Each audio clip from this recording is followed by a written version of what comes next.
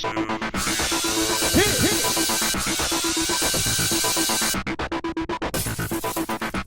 everybody, welcome to another recap of Hell's Kitchen. But wait, it's not just any recap, it's the finale! So it's down to Kevin, Dave, and Ariel. They were all re-energized in the last episode after they got to see their families. And yeah, let's get right to it. They each need to pick a dome. So underneath the dome is different countries' cuisines that they might be encountering while they're at their new job, if they ever get it, at the Araxi.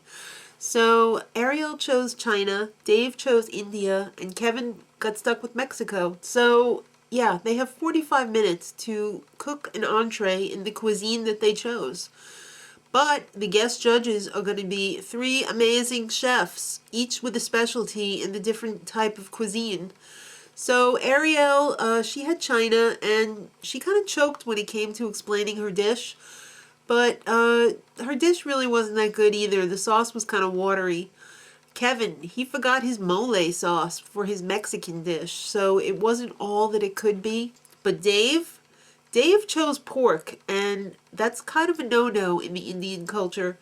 But he still ended up winning 3-0. So yeah, Dave gets to dine with his sister and his fiancee and enjoy the 3 signature dishes from the 3 guest judges, while the other people have to watch while they're prepping for the service for the night.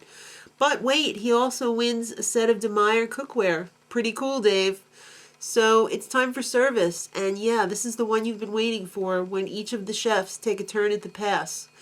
So Kevin was up first, and Scott tried to fool him by substituting halibut for sea bass, but Kevin's a smart cookie. He figured it out. But he had to keep sending Ariel's lamb back because it just wasn't turning out right. Now, when Dave's turn at the pass came up, he was really rude. He was snapping towels and barking orders and kicking garbage cans, but it seemed to be working because the food was good and it was getting out.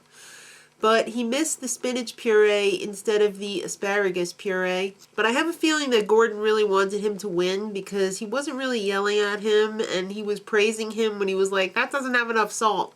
Oh, good, Dave, good. So yeah, Ariel's turn came up, and she missed the parsnip puree substituted for potatoes. Fail!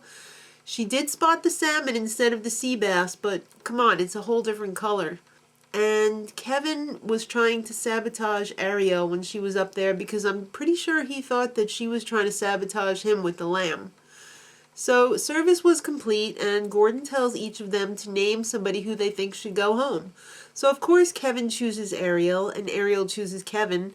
So you'd think Dave would be the tiebreaker with Ariel, but Gordon says, whatever you people say doesn't help me. I don't care. So next question, why do you belong in the final? Who cares? It's Dave versus Kevin. Ariel's out. But respect to Ariel because she got to keep her jacket because Gordon thinks she deserved to. So he didn't hang it on the hook and burn her picture. So Dave and Kevin had 30 minutes to get ready because Gordon said a limousine was going to pick them up. But in the meantime, we watched the highlight reel of the head-to-head battles and the numerous injuries this season. Quite entertaining. So, as you know, since you're in the final 2, you design your own restaurant menu. But first, the limo takes you to the hotel roof where there's a huge crowd of people waiting.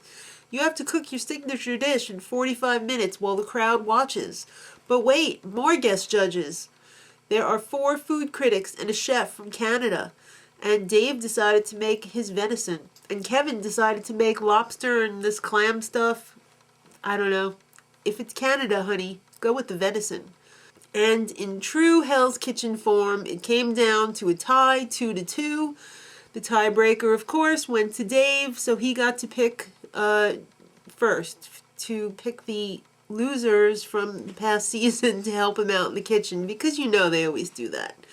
So it's time for the final service, and Kevin ended up working with Heather, and he chose Van, Amanda, and Sabrina. Dave was working with Scott, and he chose Ariel, Robert, aka Biggins, and Suzanne. So Dave's menu was pretty simple. Kevin, on the other hand, though, he made his menu pretty complicated. could work for or against him. They each had 3 apps, 3 entrees, and 3 desserts. So wait, we can't start the service until Kevin and Dave get their executive chef jackets. So that was pretty cool that they didn't have to wear the crappy ones anymore. So Amanda could not get the scallops done for Kevin right off the bat. Right away, Kevin's team is suffering.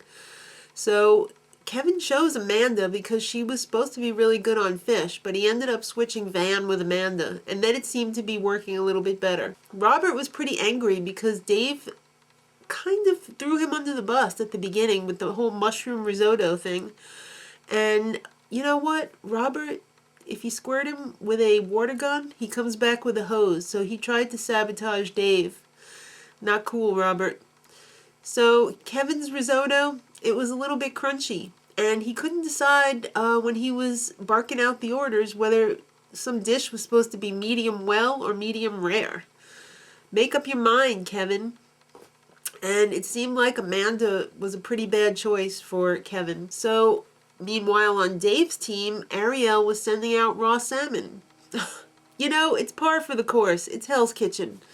So miraculously, service was complete, and the winner is going to be determined by the comment cards and Ramsey's observations.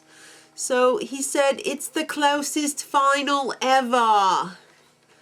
And they're both winners. It's so hard to pick. Step up to the door, and Dave is the winner. I kind of saw that coming for the last few weeks. It seemed like Ramsey really preferred Dave over anybody else. So yeah, congratulations, Dave. The best part of the entire episode was the gag reel at the end. I ain't nobody's bitch. Till next time, much love.